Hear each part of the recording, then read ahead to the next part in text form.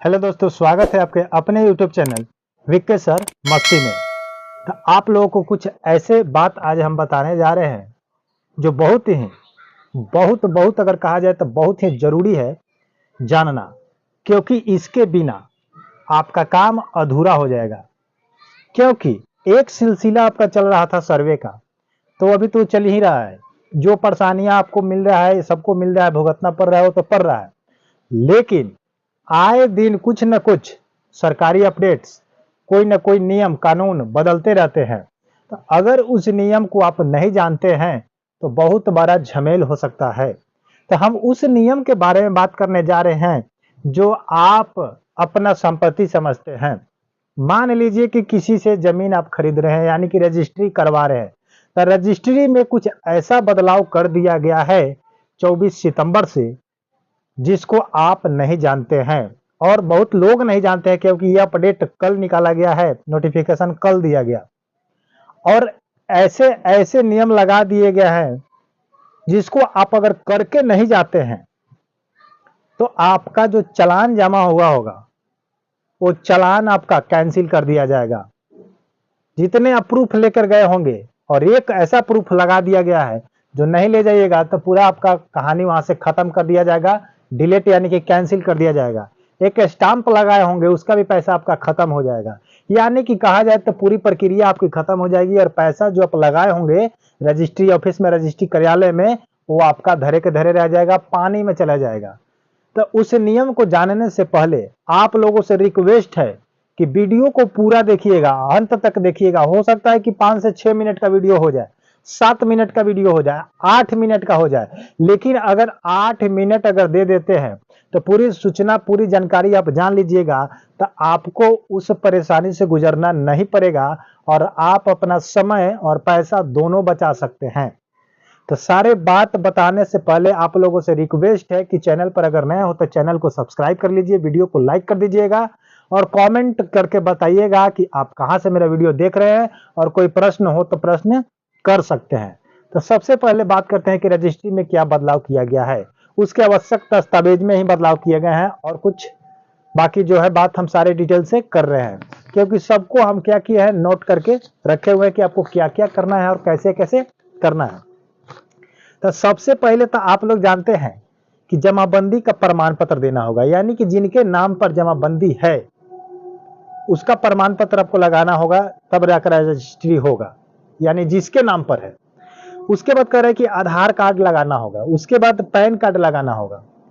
जो भारी बदलाव किया गया है वो भी आपको लाइन से मैं बताने जा रहा हूं।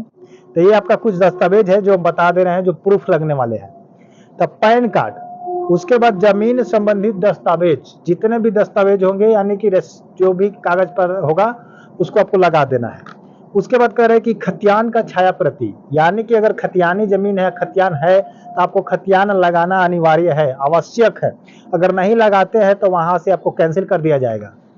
उसके बाद कह रहे हैं कि जमीन का नक्शा, जिस जमीन को आप खरीद रहे हैं उसका नक्शा का फोटोकॉपी आपको उसमें लगाना होगा, चाहे जितना बड़ा प्लॉट हो या जितना बड़ा छोटा हो या जैसा भी हो, आपको लगाना होगा। जैसे होगा टेढ़ा मेढ़ा आयताकार, जैसा होगा पतला चौड़ा, जो भी होगा उसका फोटो निकाल करके आपको उसमें लगाना होगा, अटैच करना होगा।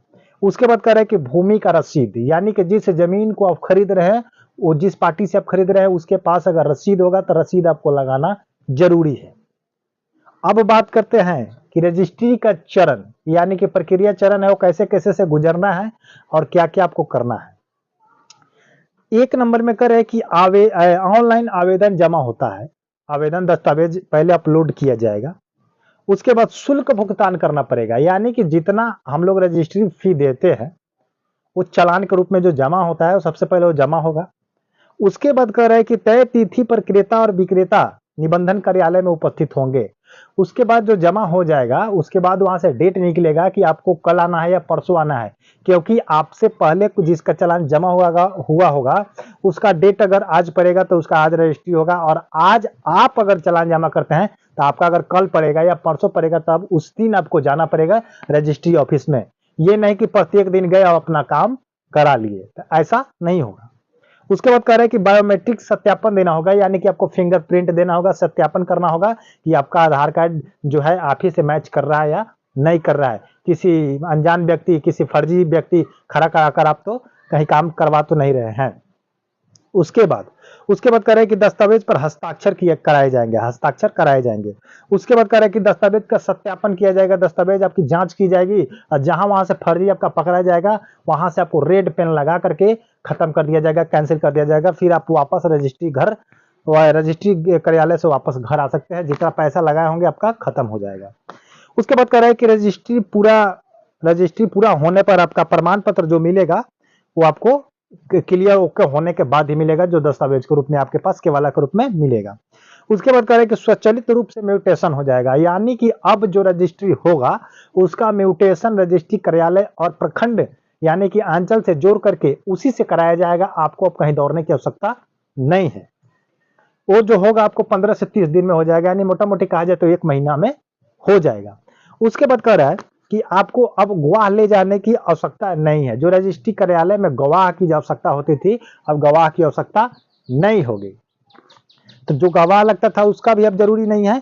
लेकिन अब जो बात करते हैं, लास्ट पॉइंट आपका है कि जिस जमीन को आप खरीद रहे हैं, जिस लैंड को, भूमि को खरीद रहे हैं, तो वहां पर क्रेता या विक्रेता को खड़ा करा करके जीपीएस मैप ओपन करके कैमरा से, जीपीएस कैमरा वाला ओपन करके वहां पर आपको फोटो खींचना होगा और उसका फोटो निकाल करके, प्रिंट आउट निकाल करके उसमें फोटो अटैच कराना होगा।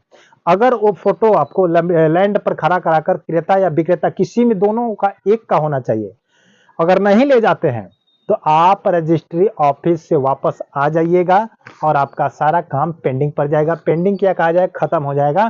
फिर से आपका क्या लगेगा, आपका स्टाम्प पेपर लगेगा, फिर से आपको चालान जमा करना होगा और फिर से आपका डेट पड़ेगा, तब जाकर के आपका रजिस्ट्री होगा। इसलिए आपको इंपॉर्टेंट बात यही सूचना है कि आप जिस जमीन को खरीद रहे हैं उस जमीन पर क्रेता या विक्रेता दोनों पार्टी में से किसी का फोटो सत्यापन के रूप में एक प्रति छाया वहां पर आपको लगाना होगा।